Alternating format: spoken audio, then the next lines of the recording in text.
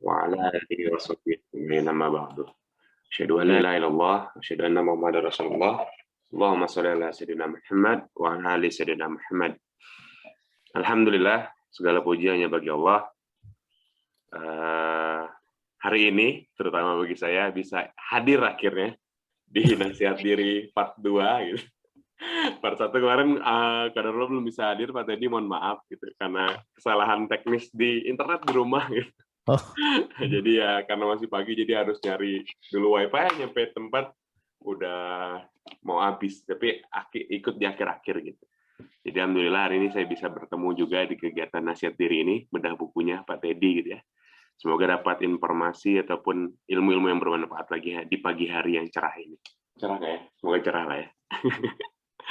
Baik, untuk mengawali kegiatan kita pada pagi hari ini, mari kita sama-sama membuka dengan mengucapkan basmalah. Bismillahirrahmanirrahim. Dan untuk mulai kegiatan ini nanti akan dipimpin oleh Bu Nastiti selaku moderator. Kepada Bu Nastiti, waktu dan tempat kami persilahkan. Ya, terima kasih. Itu tadi cerat siapa lagi barusan mau matang airnya? Iya, saya juga dengar. Terus saya ingat, saya mau matiin kompor dulu. Udah saya Itu rumah saya, Pak. Tuh, kan bener. Ada standby ya di dapur ya. udah dimatikan. Kita udah standby tadi di dapur. Ya, sejam, insya Allah. Ya. Baik, alhamdulillah. Terima kasih Pak Ade. Assalamualaikum warahmatullahi wabarakatuh. Terima kasih Pak Teddy yang sudah kembali hadir untuk menemani, membersamai dan memperdalam buku yang ditulis ya dari bedah buku untuk insan nasihat diri untuk insan produktif. Kemarin itu baru 2 bab ya, cita-citanya itu kemarin 10 bab dibahas. Ya luar biasa, teman-teman di pagi hari alhamdulillah sudah siap semua. Kita mulai hari ini dengan bab 3 ya. Nah, ini saya ambil satu yang saya garis bawahi, ya judulnya mulailah dengan basmalah. Ya kalau dilihat sih judulnya sederhana, ya udah tahu ibaratnya gitu ya. Kalau kita sebagai muslim tuh insya Allah iya mulai itu pakai bismillah. Gitu. Tapi ternyata di dalamnya ini ada yang terkait nih Pak Teddy ya. Pertama terkait kalau ini insya Allah juga mudah dipahami, tetapi penggunaan bahasa Pak Teddy lucu juga. Iman itu ibarat pendaftaran, ya. Nama yang tidak terdaftar dalam antrian, meski ikut lama mengantri, takkan masuk diperhitungkan. Ia yang tertera, meskipun harus menunggu lama, kan tiba juga pada giliran. Tiap amal kebaikan mestilah didaftarkan. Wah, itu keren. Dengannya ada harapan, ada jaminan. Pada siapa? Pada yang sanggup memberikan balasan dan penghargaan, ialah sang pemilik sejati. Lalu bagaimana cara mendaftarkan amal? Itu saya suka kata-katanya, sederhana. Kok bisa Pak Teddy kepikiran gitu, menganalogikan iman itu dengan pendaftaran. Ini lagi nulis ini apa lagi nunggu obat gitu ya? Atau lagi nunggu antrian dokter? Iya bener. Ini kayaknya waktu itu tuh, jadi ibu saya tuh kan rutin tiap bulan ya ke dokter lah ya, obat rutin ya usianya udah di atas 60. Nah, tadi saya udah salam belum sih? Assalamualaikum warahmatullahi wabarakatuh.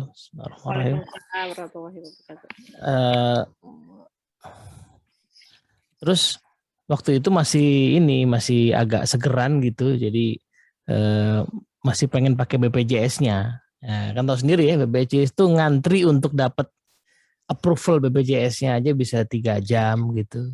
Terus habis itu ngantri dokternya lagi gitu kan. Habis itu ngantri obat lagi kan, semuanya tuh BPJS semua tuh ininya kan. Kalau di dekat rumah saya paling enggak saya itu. Sehingga lumayan gitu.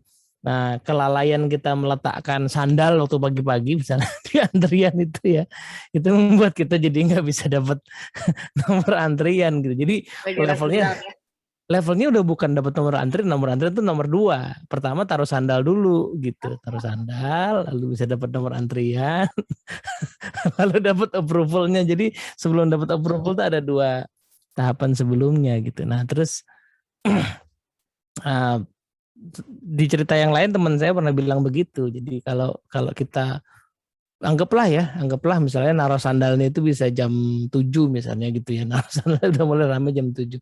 Kita datang dari jam 5 pun kalau nggak naruh sandal di situ ya nggak bakal dapet antrian gitu. Padahal datangnya jam 5, padahal datang jam 4 sekalipun gitu. Jadi segala amal kita tiba-tiba jadi nggak diperhitungkan sebagai sebuah antrian. Itu saya pikir iya juga ya, iman itu karena kan yang manusia itu kan problem utamanya itu ini senang dengan yang kasat mata kan gitu. Jadi kalau kita lihat kisah di Quran itu banyak kengeyelan Bani Israel itu terkait dengan sesuatu yang kasat mata gitu. Misalnya ya kita dikasih makanan dari surga gitu loh, gitu kan ada ya. Terus mana coba dong kita ditunjukin lah Allah itu kayak gimana. Jadi pengennya yang kasat mata gitu kan. Ya, kalau dalam dunia sains ya empirisme itulah kita keinginan untuk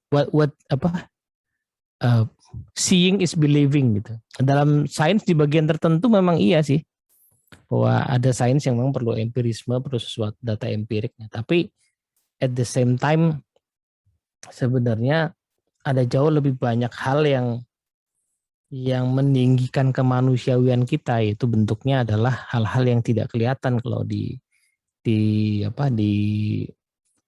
filsafat namanya metafisika ya, bahasan seperti etika ya kan. Etika itu nggak kelihatan kan, kita nggak bisa melihat secara empiris ya adanya etika gitu. Tetapi etika yang membuat lingkungan kita terjaga gitu kan. Bening ini kan sekolah yang didasari atas etika lingkungan hidup kan. Makanya sekolahnya ala-ala bambu gitu misalnya, atau pakai ide sekolah alam itu kan karena etika lingkungan hidup kan. Kalau enggak sih saya yakin Nas itu udah bangun gedung tinggi gitu 10 lantai gitu misalnya kan. Rumah sakit itu. Rumah sakit dia bukan sekolah ya. Atau kampus gitu. Nah gitu. Jadi justru sebenarnya iman itu yang bikin kita keluar potensinya. Nah, salah satu titik awal yang mempraktekkan keimanan kan dengan mengucapkan basmalah gitu. Dengan mengucapkan basmalah, nah itu titik awal gitu. Kita makan misalnya, yang kelihatan di depan mata ya makanannya, yang kerasa di lidah kita ya makanannya gitu. Tapi menariknya makanan itu misalnya ya, itu yang kerasa secara empiris tuh pendek banget nih, cuman sekitaran mulut inilah. Ya kan? Sebelum makanan itu dimakan sebenarnya dia kelihatan ada, mungkin bisa diraba, bisa dicium, tetapi kan bukan milik kita ya. Makanan itu belum jadi punya kita meskipun udah dibeli gitu. Belum rezeki kita. Belum rezeki kita. Nah, jadi dia kerasa secara empiris baru pas masuk di mulut. Nah, setelah lewat tenggorokan itu udah kita nggak tahu lagi apa yang terjadi di dalam diri. Itu udah pakai iman itu. Ya. Yang katanya tadi ya Bu Nasiti kita bahas soal sarapan ya, katanya itu bisa menghasilkan nutrisi misalnya. Itu kan itu kata sains tapi juga kita nggak pernah riset langsung sehingga kita harus pakai iman gitu. Nah, jadi ada batasan ya, ada batasan empirisme ya dunia fisik. Cuman untuk mendapatkan manfaat keberlanjutan kita perlu iman. Jadi memang ya dari sisi apa namanya? Pertama tadi kan terkait dengan pendaftaran, artinya apa yang kita kerjakan itu, yaitu iman itu adalah tiket untuk agar amal kita itu bisa diperiksa dan dipertanggungjawabkan ya Pak ya. Nah, terus yang kedua untuk diri sendiri kebermaknaan itu bisa dirasakan kalau memang didasari dengan iman. Ya karena kalau Muslim itu kan memang beriman, yakin itu tidak hanya sesuatu yang tadi yang dilihat, tapi yang tidak dilihat, yang gaib, ya, yang metafisika itulah yang yang membedakan ya Pak Teddy ya antara kita dengan orang-orang non Muslim. Ya. Dan itu dilanjutin nih. Jadi misalnya gini, kenapa saya penasaran juga kenapa kok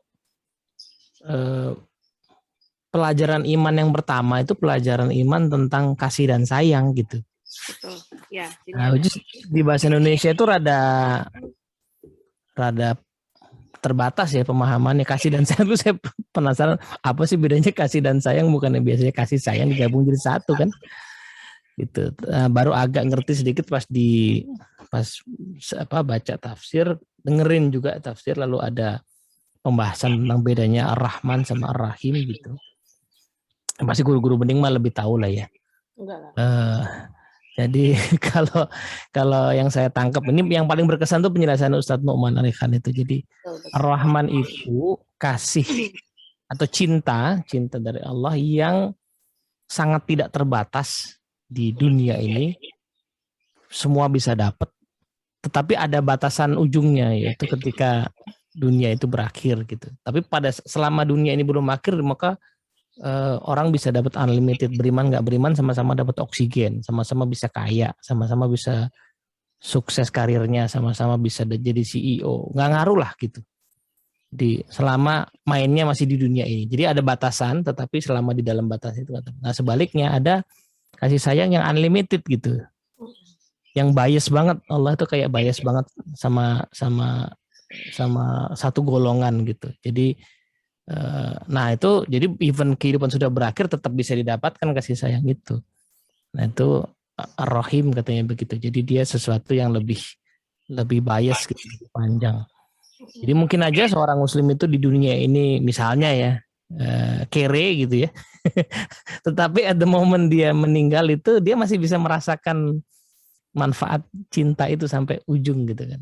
Nah, tapi semuanya itu kan sebenarnya soal cinta kan. Iya. Mempraktekkan Ar-Rahman aja susah banget kan. Misalnya ya kita aja susah banget tuh misalnya agak challenging, saya nggak tahu ya, beberapa saya ngerasain gitu. Jadi misalnya anggaplah kita punya ini eksperimen pikiran aja ya. Kita punya uang nih, agak terbatas mau disedekahin sama saudara gitu. Yang satu muslim, yang satu non muslim saudara kita. Coba pengen kita kasih ke siapa?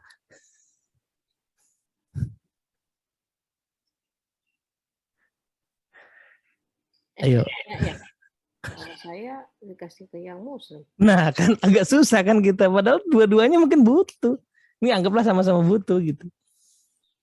Susah. Itu kalau tidak dengan iman, orang akan katakanlah orang menilai perbuatan kita ya pada saat kita memilih ya.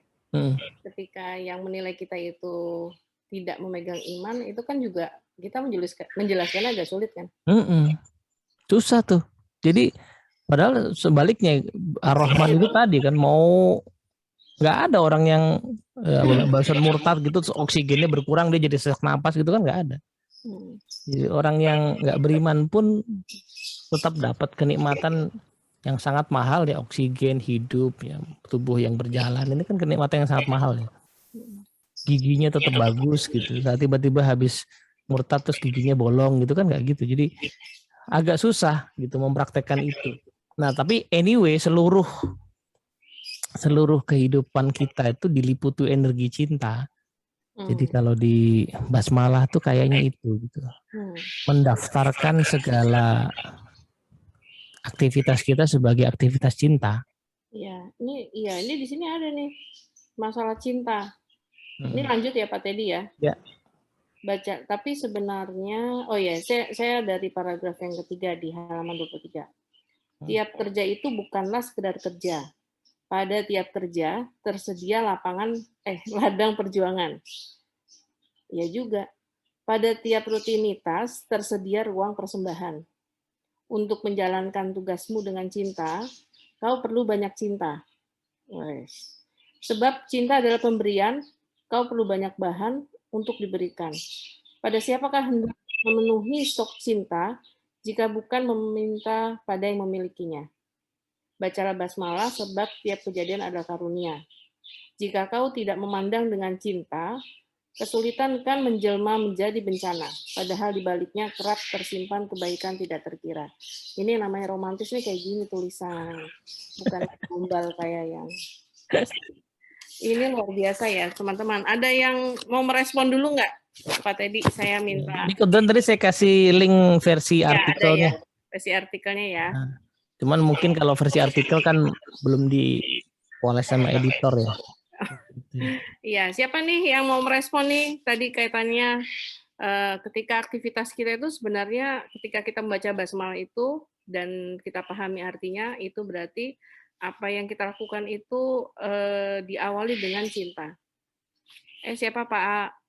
Bu Erin, Bu Yuni, Bu Inaya? Iya, absen semua. Ayo Rin.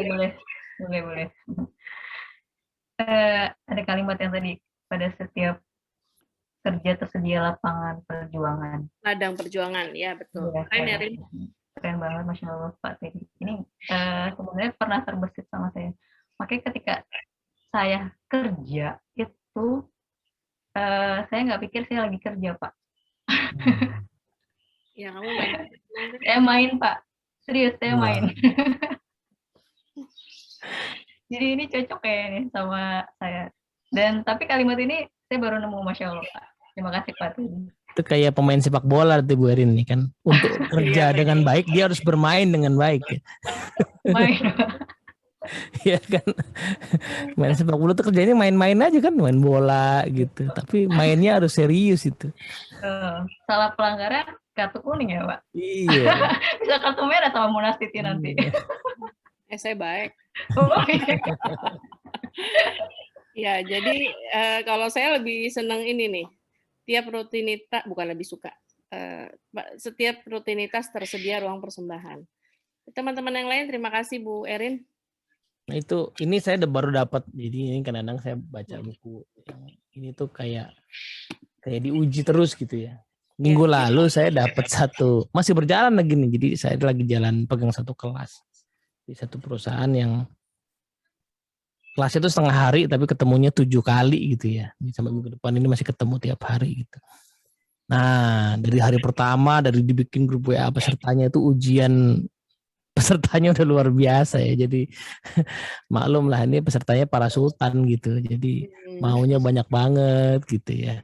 Terus tapi ya pas saya lihat-lihat nggak semua sih. Jadi hanya 1-2 orang cuman rame aja orangnya gitu beberapa orang. Hari pertama, tapi saya bilang kan biasa gini, saya bilang sama tim gitu. Ini hari pertama biasa wajar lah ya kayak gini. Kemudian hari kedua kemarin, masih kerasa gitu. Nah, jadi di dalam hati ini saya pikir, aduh masih 5 hari lagi, panjang urusannya sama mereka nih, gitu kan. Aduh lumayan ini. Tapi setelah hati saya lagi nyari apa yang bisa bikin saya agak ringan. Karena bukan cuma sampai hari ke-7, nanti masih ada coachingnya seminggu sekali. Saya masih ketemu mereka sebulan lagi lah gitu. Ini kalau nggak saya cari obatnya kan akan jadi sebulan yang penuh penderitaan ya. Saya perlu cari obatnya nih. Gitu. Nah alhamdulillah sampailah ke nyambung sama ini, jadi persembahan cinta. Tapi juga saya itu ingat dulu pernah baca satu kutipan nasihat dari Kiai Maimun Zubair ya.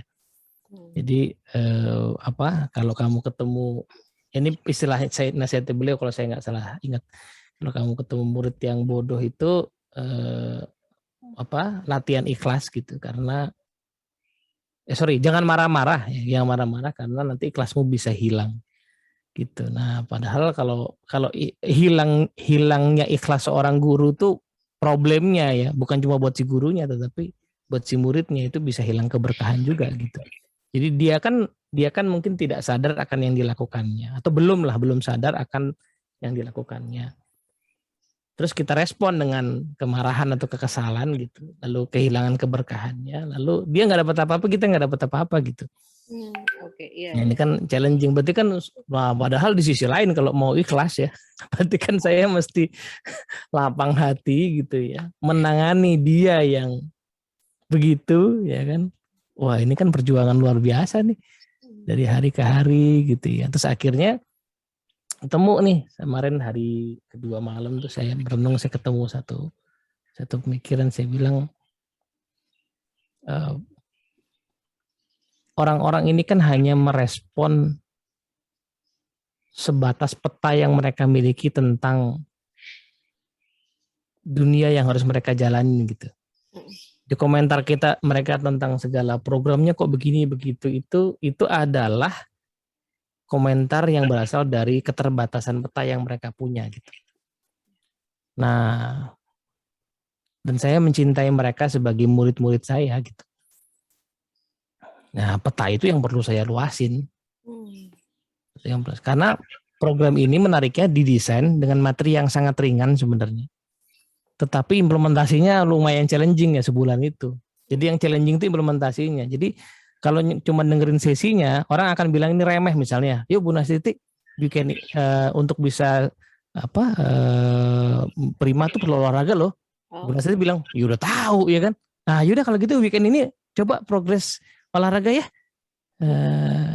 Mulai macet. Nah itu kan gitu, jadi materinya cuma kayak gitu doang. Jadi nggak ada materi yang berat gitu. Orang akan berpikir kok gini doang sih. Iya emang gini doang. Tapi coba jalanin deh.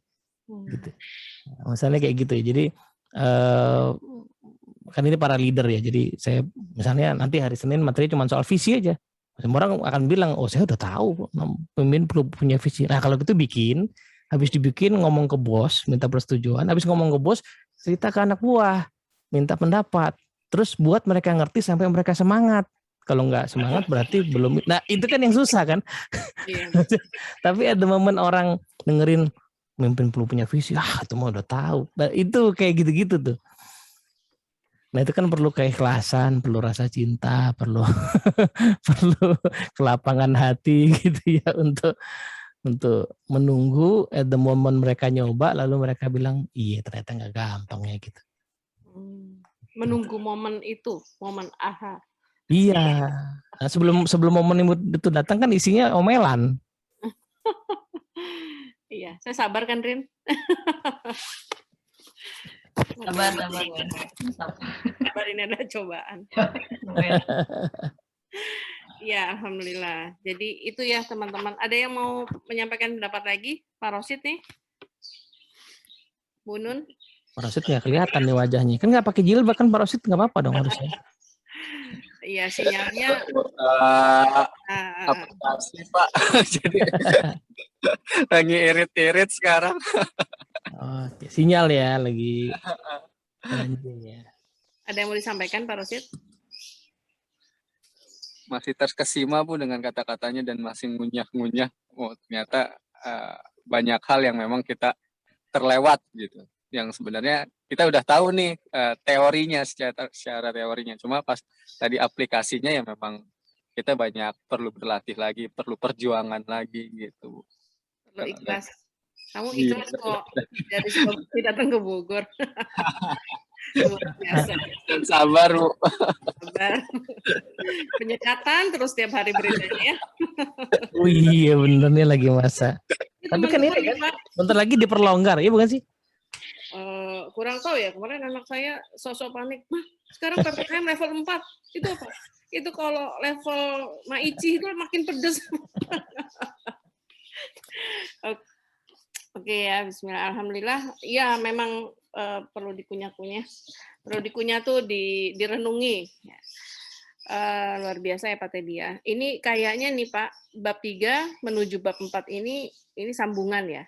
Kalau tadi, ini kan sebenarnya tadi yang Pak Teddy sampaikan masalah tantangan yang dihadapi, itu ibaratnya kita bilang itu kesulitan. Ya. Di bab 4 ini, kerjakanlah tiap urusan. Nah, dari surat, ini sebenarnya membahas surat Al-Insyirah ya Pak. Tapi kan memang surat Al-Insyirah ini dibagi-bagi. Nah, di bagian satunya itu, 1-4,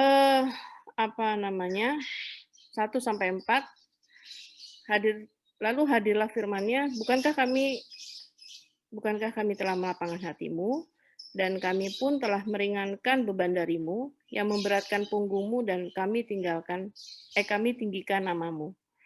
Ya. Dan langsung dimulai sama Pak Teddy kalimat, dalam seberat-berat keadaan, jika nafas masih di kandung badan, kita sejatinya masih diberi kekuatan. Lalu saya lanjutkan ke Al-Insyirah ayat 5-6. Sungguh beserta kesulitan itu ada kemudahan. Sungguh beserta kesulitan itu ada kemudahan. Ini ada 2 kali yang disebutkan. Yang saya beri garis bawah adalah ternyata kalau yang menurut ini kan hikmah yang Pak Teddy diambil ya. Pertama itu sebenarnya kita itu Allah itu sudah mengangkat beban kita. dalam banyak hal. Itu pertama. Ya. Silakan teman-teman kalau mau sambil dibaca itu ada link di chat Zoom-nya. Nah, lalu yang kedua, ternyata kita kesulitan itu karena memang belum memahami bagaimana cara mengatasinya. Dalam kesulitan itu terbukalah ruang pembelajaran yang kala diisi dengan pembelajaran akan melahirkan kemudahan di kemudian hari. Ini maksud banget. Aduh, silakan Pak. Ini lagi ngapain ini? Ini ketemu, kenapa ini diomelin bos atau apa gitu loh. Jadi nulis ini. Kita kan diari nulis. Jadi kalau saya keingetan dulu, mungkin Bu Nastiti kenal lah, ada orang namanya Kang Dewa Eka Prayoga ya. Ya. Sekarang kan pengusaha, udah kaya lah sekarang ya gitu kan, udah kaya. Biasa. Nah, tapi saya pernah dapat sharingnya dia itu dulu. Jadi kan dia cerita tuh dulu waktu dia kan temennya Surya ya, Surya Kresnanda tuh. Awal-awal masih kuliah apa baru lulus itu yang bisnis. Terus dilalah kalau nggak salah dia tuh baru nikah. Terus di momen yang bersamaan itu bangkrut, dikejar-kejar utang dan segala macamnya gitu ya. Nah terus si titik kebangkitannya itu salah satunya adalah temen ya satu grupnya itu ya sama Surya dan segala macam itu malah ngasih usul. Kalau gitu tulis aja, wah gitu. Apa namanya? Kamu tuh bangkrut kenapa gitu? Atau kesalahanmu kenapa jadi bangkrut gitu? Tulis aja jadi buku. Jadi terus ya singkat cerita lah ya, singkat cerita. Itu kalau nggak salah buku pertamanya sih kalau nggak salah. 7 kesalahan pebisnis mula apa gitu. Nah, jadi makanya kalau dalam bahasa Inggris kan soal itu kan problems ya. Kata soal kalau di sekolah itu ujian itu soal itu kan problems ya. Jadi sama dengan masalah gitu. Memang kita nggak pernah pakai istilah itu sih. Jadi kalau kita ngasih ulangan gitu nggak pernah bilang ini ada 10 masalah kan nggak pernah begitu ya. Kita bilangnya ini 10 soal. Iya. Iya kan. Tapi kalau dalam bahasa Inggris kan sama dipakai this is problems kan gitu. Jadi persoalan itu sulit karena di baliknya ada kemudahan atau ilmunya yang belum kita temukan. Nah, tapi memang nggak ada cara lain menghadirkan ilmu selain dikasih kesulitan kan, gitu kan? Nggak ada cara lain memang. Jadi kalau nggak ada kesulitannya nggak bisa lahir ilmunya gitu. Makanya Nabi Adam habis dikasih nama-nama benda atau dikasih ilmu gitu, ya nggak nggak dimanja-manja lah ya. Nggak kerasa. Ilmu yang sesungguhnya itu sebelum dikasih ujian gitu. Kalau saya tuh dapat kajian tafsir menarik banget ya. Coba deh kita pikir, surga itu kan luas banget ya. Seberapa besar sih kemungkinannya kita ketemu sama satu pohon yang dilarang gitu? Orang surganya segede itu. Iya kan? Orang kita main di Ragunan aja belum tentu ketemu nama satu hewan dicari-cari gitu kan. Ketemu. Mana sih? Apalagi di Taman Safari gitu. Nah ini kok bisa gitu ya, bisa. Nah ya karena memang kadang-kadang masalah itu dihadirkan ya. Dihadirkan untuk kemudian diuji dengan sebuah kesulitan. Nah dari kesulitan itu dibukakan itu ilmunya. Jadi pertanyaan kita setiap ada kesulitan memang adalah ini apa yang belum saya pahami, apa yang bisa saya pelajari, saya bisa belajarnya gimana, pada siapa bisa berguru. Jadi pas saya ngerasa itu sebagai kesulitan pasti ada ilmunya. Pertanyaannya langsung ilmunya apa, pada siapa bisa belajar, gimana cara belajarnya. Oke, jadi ketika mindset bahwa masalah itu dihadirkan agar itu untuk menguji kita, lalu dari kesulitan itu akan dibukakan ilmunya. Nah, catatannya pertanyaan yang harus dimunculkan dalam pikiran kita itu harusnya memicu kita untuk terus bergerak ya Pak. Apa yang belum kupahami gitu ya. Jadi kalau misalkan ini kenapa saya ditegur Erin, salah saya gitu, atau saya misalkan kenapa ya begini gitu ya. Apa yang saya belum pahami dari tim saya misalkan gitu kan.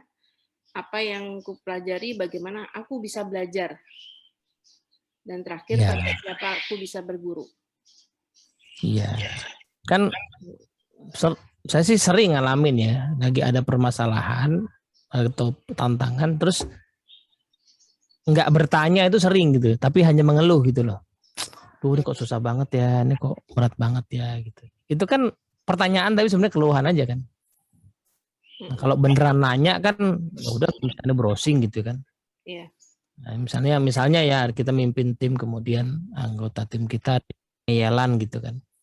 Kan respon defaultnya tuh, dia kok ngeyel banget ya. Itu kan pertanyaan tapi sebenarnya keluhan kan. Padahal mungkin ya kalau googling dikit langsung gitu kan, cara menghadapi anak buah yang ngeyel. Nah mungkin langsung ketemu tuh, ada aja tips yang kita ketemukan kan. Tapi kan itu nggak default, itu nggak alamiah kita. Alamiah kita ngeluh aja dulu. Padahal mungkin ya udah ada di zaman sekarang sih, kurang apa sih? Akses ke informasi, jangan-jangan udah ada yang nulis atau enggak ada yang bahas di YouTube, di TikTok gitu ya. 10 cara mengatasi anak buah yang ngeyelan gitu. Mungkin udah ada. Nah, at least bisa dicoba lah. 10-nya itu nggak semuanya applicable, tapi at least mungkin tips yang kelima bisa dicoba gitu kan. Iya.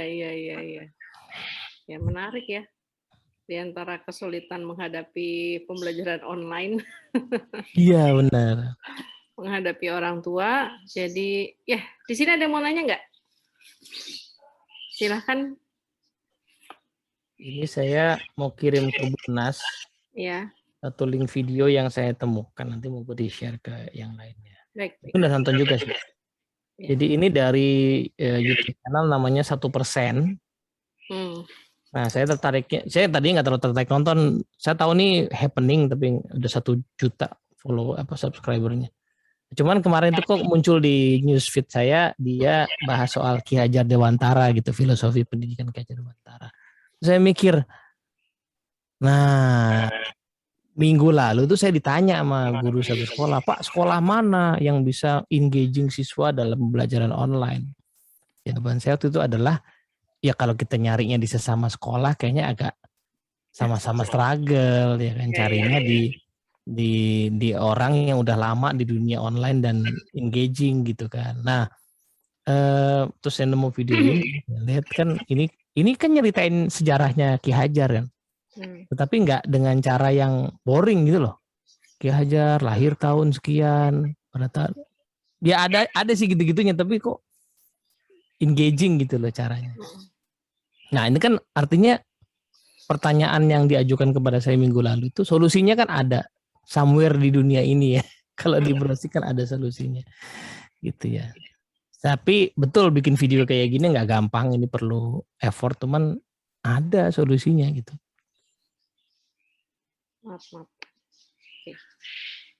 Ya begitu ya. Jadi kan kadang ketika kita ketemu kesulitan aja, kita mau mengambil kesulitan dalam mengambil keputusan misalkan ya, itu kan sebenarnya ya seperti berarti kira-kira ketika saya mengambil keputusan ini, ya kan, apa yang resiko apa yang perlu saya persiapkan atau resiko apa yang akan terjadi, itu kan juga sebuah ilmu ya Pak ya, terkait dengan keputusan ya. Dan terakhir ditutup di surat Al-Insyirah ayat 7 sampai 8 ya, teman-teman bisa baca langsung artinya. Apabila kamu telah selesai mengerjakan suatu urusan, maka tetaplah bekerja keras untuk urusan berikutnya. Dan hanya kepada Tuhanmu hendaknya berharap. Lalu Pak Teddy menjelaskan, bukankah durasi, ada tulisan nih, satu kalimat, bukankah durasi kemudahan selalu lebih panjang dari kesulitan? Itu ya Pak ya? Benar juga sih. Ya kayak kita dulu belajar ABCD lah gitu atau baca kata itu kan kelas 1 kalau saya, kelas 1 SD lah ya. Saya baru bisa baca kelas 1 SD. Nah, anggaplah 1 tahun itu masa penuh penderitaan, ya, anggaplah ya. Kan belajar baca. Tapi begitu udah bisa baca kan sampai sekarang. Iya. Kemudahannya gitu. Iya, benar sih. Jadi penderitaannya cuma di masa itu aja gitu, sampai sekarang. Itu sebenarnya mindset yang harus disampaikan dengan bahasa yang ringan kepada anak-anak ya. Iya. Tapi diri kita yakin dulu. Nah itu kan. Jadi kalau saya mikir kisah Nabi Adam itu yang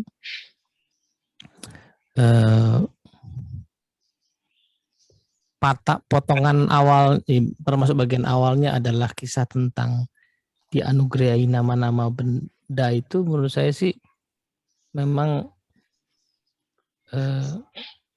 kunci pertama itu keyakinan akan powerfulnya ilmu sih gitu. Jadi ilmulah segala kunci, segala tantangan gitu ya. Jadi ilmu dulu gitu, ilmu dulu. Makanya waktu itu saya agak surprise di bulan Ramadan kemarin saya dengerin satu sharing datang ke kantor. Beliau ini orang hebat lah di dunia keuangan ya. Orang hebat dan orang soleh juga gitu. Nah, mau sharing tentang investasi karena lagi masa pandemi segala macam, jadi beliau diundang untuk sharing tentang investasi. Saya pikir beliau akan sharing tentang cara investasi di saham di mana gitu. Setelah dia cerita background investasi, surat Nabi Yusuf dan segala macam, tips pertamanya adalah investasi talenta. Jadi habiskan duit Anda untuk menguatkan talenta. Jadi bukan saham dulu, bukan reksadana, itu dia bahasa belakangan. Di awal adalah terus beliau menjelaskan kan kenapa gitu. Ya simpelnya gini, misalnya saya nih Teddy ya, saya karyawan, saya staff, gaji saya let's say berapa, 3 juta misalnya. Ya 3 juta tuh kalau mau segede-gedenya ditaruh di reksadana itu berapa sih kan, ada kebutuhan sehari-hari kan. Tetapi kalau saya gedein talenta saya sehingga ya gaji yang 3 juta tadi dalam waktu let's say 2 tahun ke depan, karena talenta saya makin bagus, bisa naik jadi 8 juta, bisa naik jadi 10 juta, karena saya makin jago gitu. Nah, di momen menembus 2 digit itu kan kalau saya beli reksadana, saya beli apa kan lebih besar. Lebih berasa gitu kan. Dibandingkan saya bertahan di 3 juta 10 tahun gitu. Jadi dibilang, oh ya berarti saya pikir ya ilmu lah. Karena Nabi Yusuf sendiri kan didatangin di penjara karena ilmu kan. Betul. Ya kan. Bukan karena ganteng. Ya kan? Ganteng nih Nabi. Tuh, tolong samperin ke penjara kan bukan karena itu. Kegantengan malah jadi musibah. Iya, banyak kegantengan jadi musibah. Ya, alhamdulillah. Ya, itu bab 4 itu memberikan insight, bahkan ya ditutup dengan yang saya baca ini, ya jangan diam, bergeraklah, bekerjalah, ya berhentilah berharap pada apa yang tidak mampu memberi. Bagaimana hendak memberi sedangkan mereka pun tidak memiliki. Seperti itu ya. Itu kenapa Pak? Bapak nulis itu Pak?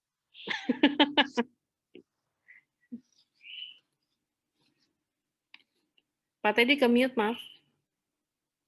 Ya dan kan ayat terakhirnya kan, dan hanya kepada Tuhanmu hendaknya kamu berharap, itu karena kan ini jadi di sini kan dibahas kesulitan, di baliknya ada kemudahan, tapi untuk bisa mendapatkan kemudahan itu prosesnya itu adalah continuous learning gitu ya.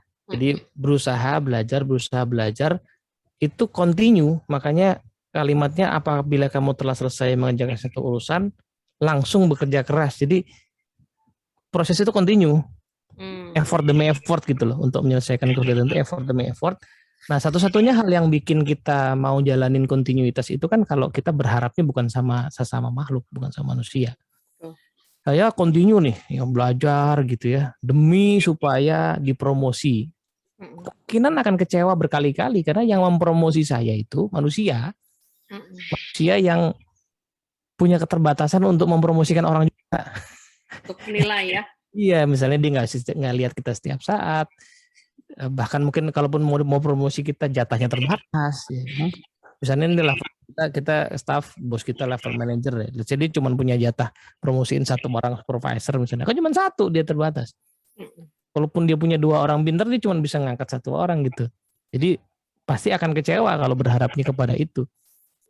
Nah, dalam kontinuitas usaha itu yang bikin nggak kecewa dan mau terus adalah kalau hanya kepada Tuhan kita berharap gitu. Jadi naiknya kita itu ada 2 jenis sih kalau saya lihat di grafik itu kan ada 2 jenis ya, kalau di matematika tuh ada yang linier, ya kan? Ada yang eksponensial kan. Jadi agak ini landai dulu kemudian naik gitu. Nah, menariknya grafik yang linear itu kan selalu cuman hipotesa ya. Hmm. Kita nggak pernah nemuin hidup orang itu grafiknya linear banget gitu loh. Nggak pernah gitu. Yang lebih sering kejadi yang eksponensial mungkin ya. Jadi lama gitu proses effortnya nanti tung gitu kan. Nah cuman momentum tungnya itu naiknya itu kan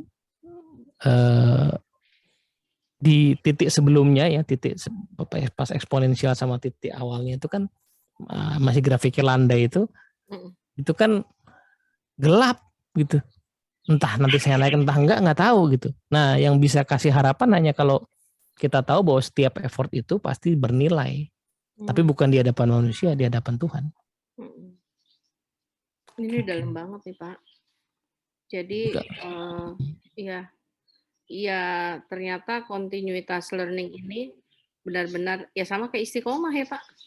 Ya bagaimana kita bisa memegang keimanan sampai hari akhir itu, ya itu nggak bisa tanpa kita itu meminta kan? Ya itu loh. Diberikan petunjuk di jalan yang lurus kan? Iya itu. Jadi ya istiqomah tuh susahnya kan di situ. Karena dalam perjalanan itu gelap betul. Betul. Nah, tapi gelap cahaya ujungnya itu kan perlu keyakinan kepada yang di ujung sana. Kalau yang yakin mintanya harapannya pada yang sama-sama lagi jalan ya sama-sama gelap lah. Sama-sama gelap. Dia pakai sendiri. Ya ibarat ya kan masing-masing juga punya kebutuhan dan juga keinginan. Gitu. Ya, Masya Allah. Ya Pak. Alhamdulillah sekarang, jam berapa ini? 15 menit lagi. Ada yang mau menanyakan? Ya, iya sih kita suka merasa gelap. Jadi sebenarnya orang beriman tuh harusnya futuristik ya Pak ya? Banget. Berpikirnya jangka panjang gitu. Banget. Bukan pragmatis ya. Banget. Jadi saya lagi baca sejarah filsafat barat ya. Duh, berat banget. Sama emang berat Bu. Jadi ada satu potongan abad pertengahan itu yang itu dikuasai sama ilmuwan Muslim kan, yang kemudian dibahas begini. Ya ini kebetulan yang lagi saya baca nih orangnya rada-rada skeptis, jadi dia bilang saya sih nggak lihat keunikan katanya pemikiran ilmuwan Muslim selain bahwa kontribusi signifikan mereka itu adalah pengantar dari masa lalu Yunani ke masa modern. Jadi kalau nggak ada mereka, putus ilmu itu. Nah, terus saya dalemin, memang yang namanya Ibnu Rushd gitu ya, itu gila sih kalau belajar.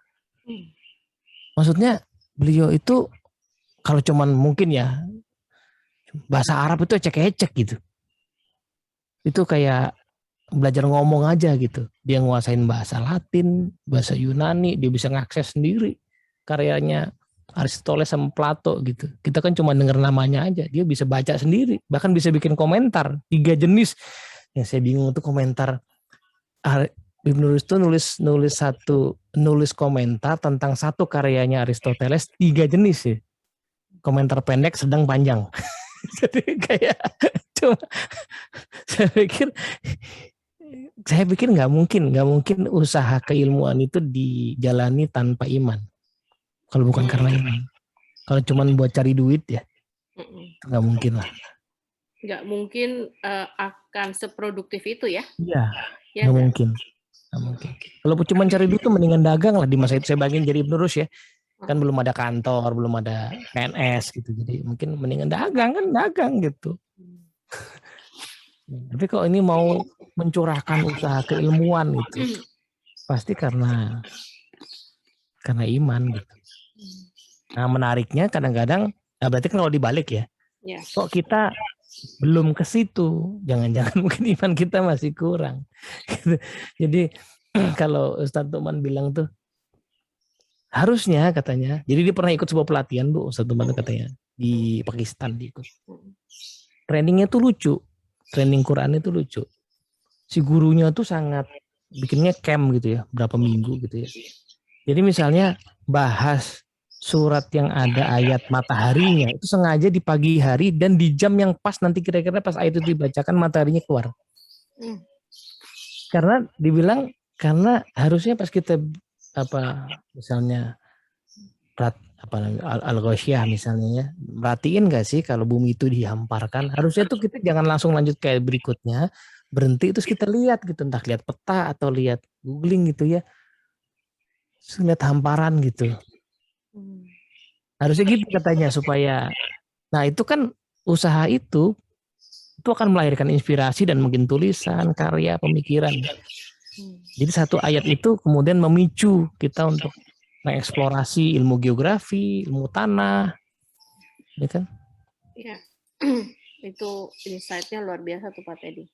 Yang kami berusaha mencoba ya, kalau Bu Marti kan mengajarkan ada 3 modalitas belajar kan. Artinya semua panca indera, sensor semua itu akan membuat membangun persepsi yang lebih utuh lah ya.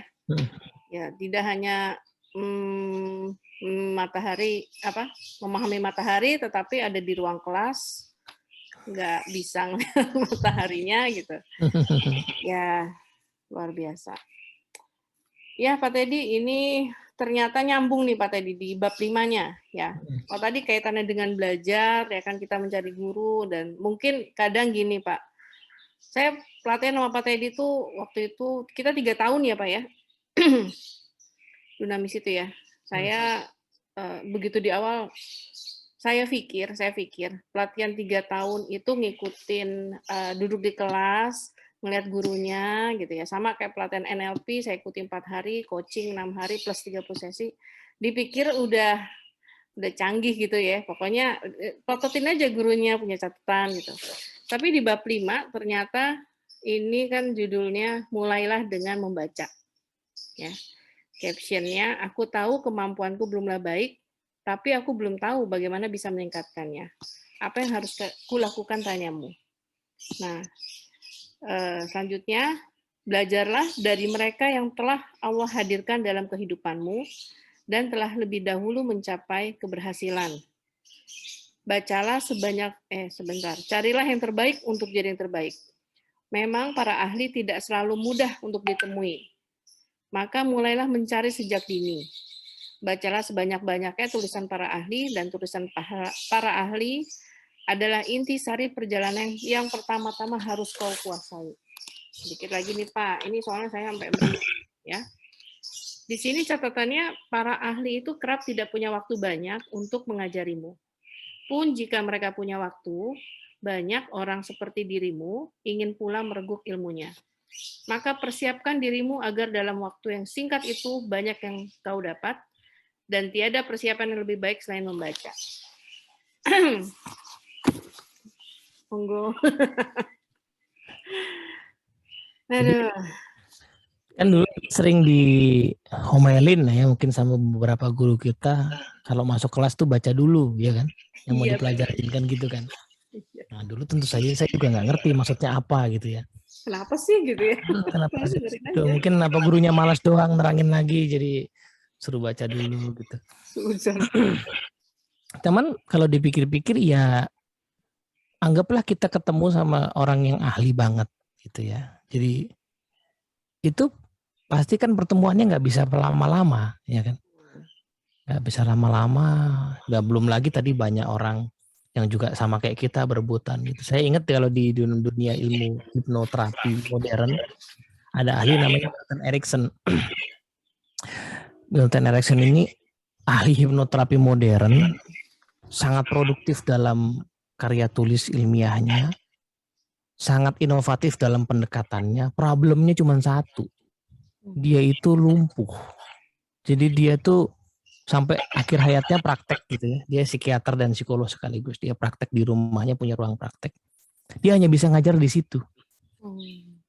Ya sempat sih dia agak sempat sehat, dia bisa ngajar di ruang seminar, tapi nggak lama. Jadi jauh lebih sering di akhir hidupnya itu dia bisa ngajar hanya di ruangan itu, ruangan praktek yang kecil itu. Jadi murid-muridnya tuh PhD itu nongkrongin lagi terapi, dicatetin gitu, diskusi, hanya bisa di situ aja. Jadi orang-orang tuh rebutan mau belajar sama dia, gitu. Karena dan dia itu kalau saya pernah dapetin satu buku, jadi sanatnya, kalau bilang bisa dibilang sanat ya, dari Pak Milton Erickson ini sampai ke berbagai metode psikoterapi yang ada sekarang tuh, kayak akarnya kemana-mana. Jadi dari titik dia tuh, titik namanya tuh dia punya murid banyak, terus sampai ke sekarang yang ada banyak metode terapi yang kita nggak tahu ternyata asal muasalnya dari dia gitu, titik pembuka awalnya. Nah, kalau kita ada di zaman itu, kan kita cuma bisa belajar tadi tuh di ruang kecil itu kan, ruang yang mungkin nggak nyaman juga ya, ruang kecil itu, berebutan sama orang-orang lain. Nah, anggaplah saya S1 pasti akan dapat giliran belakangan, yang S3 lagi di dalam, ya kan. Nah, jadi satu-satunya misalnya dapat momentum untuk nanya, kan berarti saya harus tahu apa pertanyaan saya kan gitu ya. Saya harus nanya, kalau bisa yang nggak bisa saya dapetin sendiri gitu loh. Nah, berarti kan mesti persiapan. Nah, kalau akhirnya saya dapat kayaknya memang membaca itu konsekuensi awal dari belajar yang sungguh-sungguh gitu. Tidak semua ilmu akan ada di bacaan, tetapi titik awalnya memang mesti baca gitu, semua ilmu. Baca dulu gitu ya, sampai kemudian kita ketemu momentum gurunya, sehingga kita tahu apa yang mau ditanya gitu. Kan rugi banget sejam bersama Bu Nastiti, terus nggak tahu mau nanyain cuman, misalnya Bu Nastiti kan pendiri sekolah gitu ya, kalau saya mau belajar Bu Nastiti pasti bicara soal itu, saya pengen mendirikan sekolah misalnya itu ya. Terus sekarang saya nggak pernah nyari tahu Bu Nastiti ini gimana perjalanan segala macam. Pas ketemu cuma nanya, gimana Bu, Bogor hujan? Ya elah, rugi banget 5 menit cuma nanya Bogor hujan. Kan useless gitu 1 jam saya bersama Bu Nastiti kan gitu. Harusnya kalau ketemu Bu Nastiti saya siapin tuh 5 pertanyaan. Tapi dapatnya dari mana ya? Saya cari dulu kan. Oh, Bu Nastiti ini track recordnya, pernah ngapain aja segala macam. Wah, ini ada pengalamannya beliau nih, saya nggak punya nih, saya mau nanya ini nih. Nah, 1 pertanyaan itu saya langsung tanyakan di awal pertemuan, sehingga 1 jam bersama Bu Nastiti itu jawabannya adalah itu. Nah kan baru gitu ya, kalau enggak kan, iya Bu, iya Bogor hujan. Oh iya, emang kota hujan bunyi, aduh 10 menit kebuang cuman gara-gara saya nggak menyiapkan diri dengan pertanyaan gitu. Jadi kalau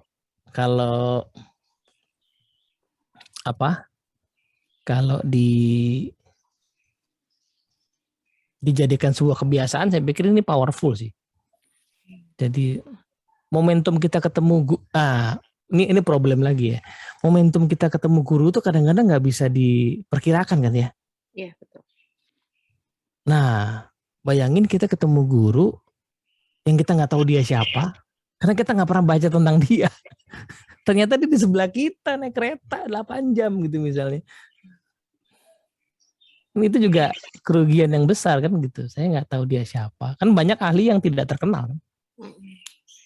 Saya nggak tahu dia siapa, saya nggak pernah. Terus jadi pas ketemu, nggak tahu siapa gitu. Nah, rugi banget. Padahal mungkin karyanya udah ada gitu. Karyanya udah ada. Ya kan. Saya kemarin dapat buku mana ya? Di atas deh. Dapat 1 buku yang lagi saya cari-cari, bukunya mahal banget di luar. Tiba-tiba minggu lalu di Tokopedia ada yang jual cuma 50.000. Buku bahasa Inggris. Saya bilang ini penjual yang nggak tahu dia punya buku siapa ini. Jadi saya cuma dapat harganya tuh masih bagus loh kondisinya, masih bagus itu, harganya cuma 50.000 buku bekas. Tapi masih bagus banget gitu. Ini penjualnya nggak tahu nih dia punya buku siapa. Kalau dia tahu, Dia akan jual mahal ya, meskipun jualnya susah. Tapi begitu orang kayak saya nemu kan, saya rela lah bayarnya. Saya rela bayar 3 kali lipat sebenarnya. Gitu. Cuman ya harganya segitu ya udahlah gitu. Rezeki banget.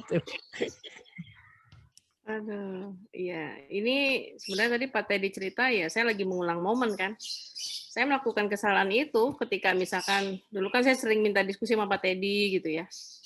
Begitu saya berharap dari rumah itu sampai ketemu, itu kan perjalanan jauh ya. Jauh, orang naik kereta doang. Sejam. Ya. Tapi yang saya harapkan adalah mendapatkan pencerahan tanpa saya mempersiapkan.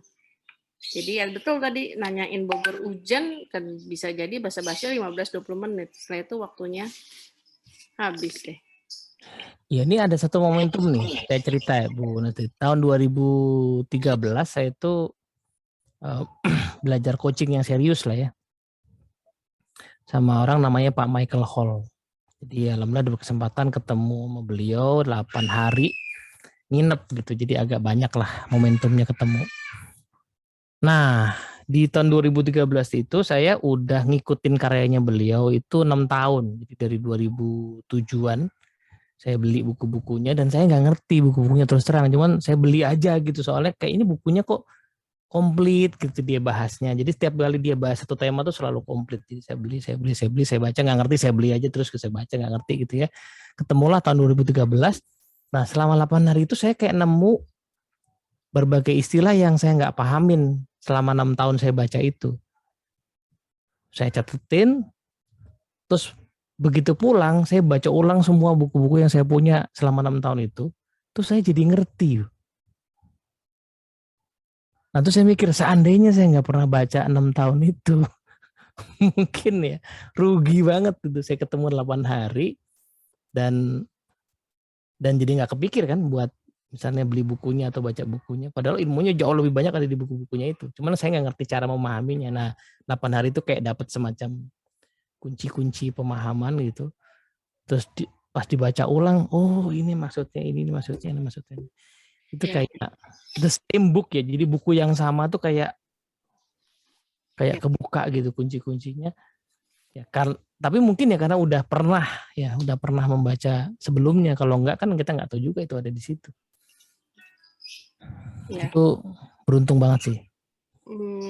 Makanya saya menilai gini, sometimes saya itu baca buku ya memang Pak Teddy, yang ketiga itu baru saya ngerti. Ini satu buku ya, ini katakan nasihat diri gitu ya. Dulu saya baca ini, oh iya, bahkan ada yang belum terbaca gitu kan. Buku kalau belum saya garis belum terbaca. Nah ketika saya ulang, kenapa kan mungkin buku ini kan tahun berapa ya? Kalau nggak salah 3 tahun yang lalu, 2 tahun yang lalu ya Pak Teddy ya? Nasihat diri nih. Ya, ini 2017. Bayangkan teman-teman, ketika saya ada buku yang belum saya ulang, saya bilang saya waktu itu lagi berpikir ini kok saya kayak tiba-tiba otak saya kosong gitu ya, jiwa saya. Nah saya ambil buku ini yang kelihatan ini, gitu. Terus saya mulai membaca. Loh ini udah ini akhirnya ketiga saya udah hanya paham ya Pak Teddy ya. Jadi gimana nih, dengan membaca ternyata satu kali baca itu mungkin hilangnya banyak ya. 2 kali baca tanpa kita kasih tanda ya hilang juga. Itu tuh gimana sih Pak rahasia membaca? Ini karena ini nasihat buat diri saya lah. Kalau yang lain juga ada yang kesulitan membaca, mudah-mudahan juga bisa ini ya mendapatkan manfaatnya gitu. Ya saya kan kemarin baru kirim ke Munastiti satu foto itu, satu halaman introduction satu buku yang lagi saya baca. Itu sampai sekarang paragraf itu saya belum ngerti, Bu. Udah berapa hari itu. Karena tapi saya maklum dan kayaknya memang nggak apa-apa lah, itu perlu dibayar harganya untuk mendapatkan pemahaman. Karena buku itu ditulis oleh penulisnya di dalam penjara juga ya. Dalam penjara. Yang di dalam penjara itu dia ngajar loh. Jadi Sartre itu dia di penjara tuh ngajar filsafat gitu. Dan dia nulisin pemahaman itu. Dan itu bisa dibilang kan salah satu titik puncak karyanya. Karena setelah itu dia nggak bikin karya serius lagi, dia bikin karya sastra. Jadi hebatnya orang ini adalah dia memikirkan sebuah ide tentang kehidupan, terangkum di buku itu. Kemudian dia terjemahkan ide itu supaya bisa dimengerti ya. Dia terjemahkan ke dalam karya sastra. Akhirnya kan dia dapat Nobel sastra tapi nggak diterima kan. Jadi dia bikin beberapa banyak karya sastra, drama dan segala macam. Dia coba terjemahkan itu mungkin supaya lebih mudah dipahami masyarakat awam. Nah, tapi kan buku itu intisarinya. Jadi saya membayangkan mungkin tiap ini kan fungsi bahasa itu kan adalah apa ya? Wakil dari pengalaman kan ya. Ya. Saya punya satu kata apel misalnya. APEL kan apel. Cuman kan realitas dari apel itu jauh lebih kompleks dari kata apel itu. Iya. Ya kan? Nah, beda kan? Iya, untuk mengerti apa itu maksudnya apel, saya perlu tahu kata apel, saya perlu lihat buah yang namanya apel, saya perlu merasakan menggigit apel, atau bahkan bukan cuma menggigit itu cara makan yang paling standar, tapi juga cara makan yang lain dipotong, dikupas dulu, ada yang dijadiin rujak. Nah, berbagai jenis pengalaman itu perlu saya jalani untuk memahami kata apel gitu. Sehingga kaya lah makna apel itu dalam diri saya gitu. Jadi nggak apa-apa, memang mungkin perlu begitu prosesnya. Apel ini apa ya gitu. Mungkin pertama-tama kita lihat gambar dulu. Oh iya, kayak gini bentuknya. Terus dapat apel, belum lagi beda rasanya apel gratisan sama beli sendiri misalnya gitu ya. Nah, itu kan experience yang berbeda misalnya gitu ya. Jadi, nah keseluruhan experience dapat yang gratisan, beli sendiri, yang gigit langsung, yang dipotongin, yang dikasih bumbu rujak. Wah, tuh Bu Marti sambil nyeruput, ya kan? Itu keseluruhan pengalaman itu kan nanti membuat kata apel itu jadi meaningful kan. Nah, tapi seluruh pengalaman apel itu juga nggak bisa terikat kalau saya nggak pernah baca kata apel itu gitu. Oke, iya. Jadi dua sisi nih antara baca sama pengalaman, tapi pengalaman ini kadang-kadang lepas gitu ya. Pengalaman lepas kalau kita nggak pernah baca yang namanya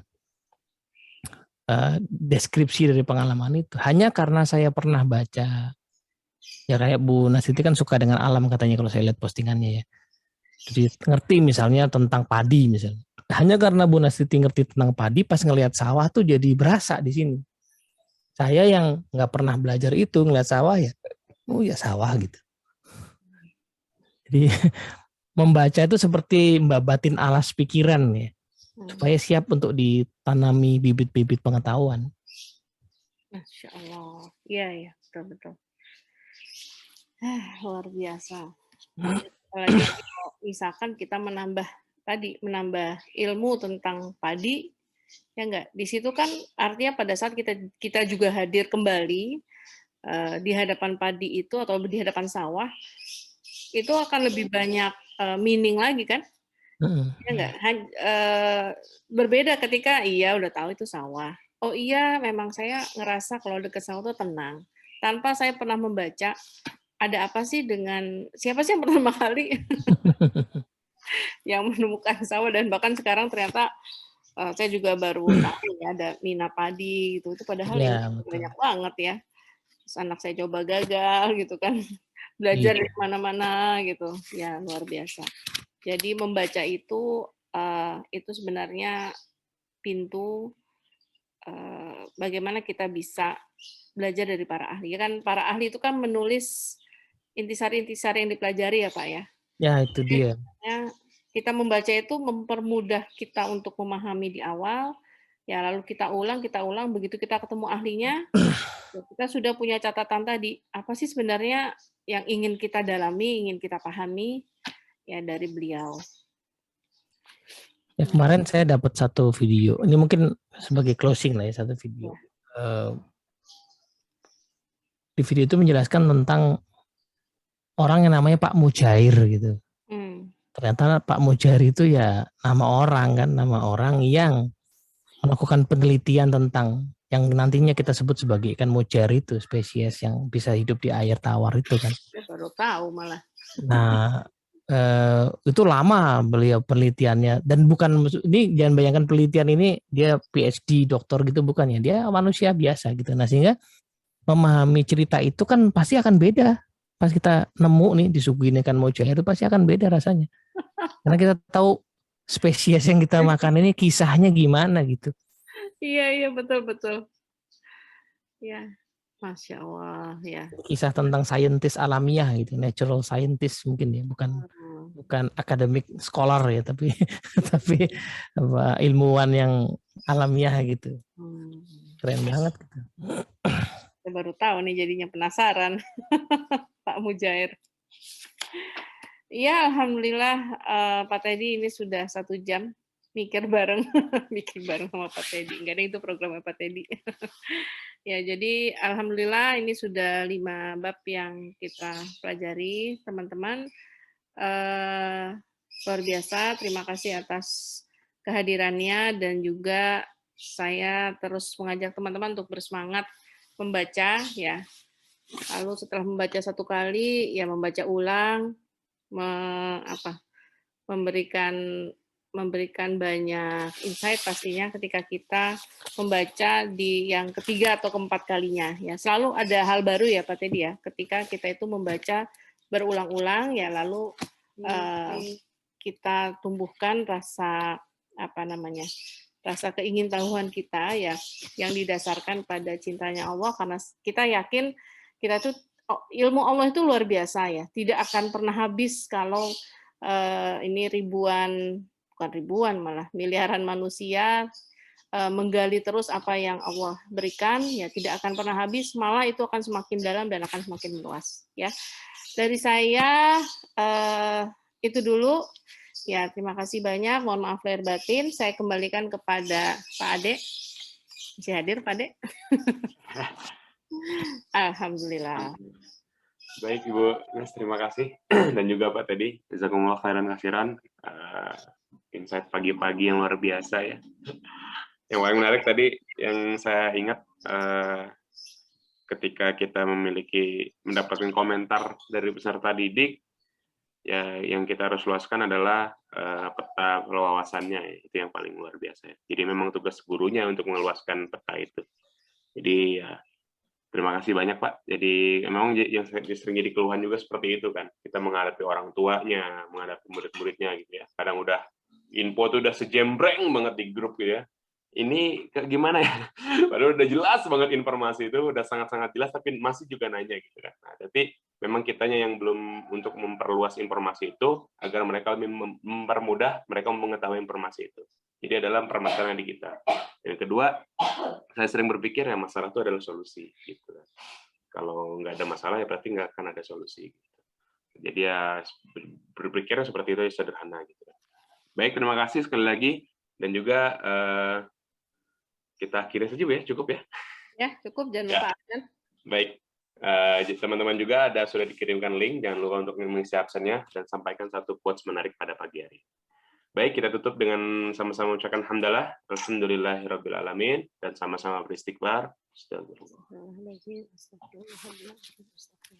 Dan ditutup dengan doa kifaratul majelis. Subhanaka Allahumma wa bihamdika, asyhadu an la ilaha illa anta, astaghfiruka wa atubu ilaik.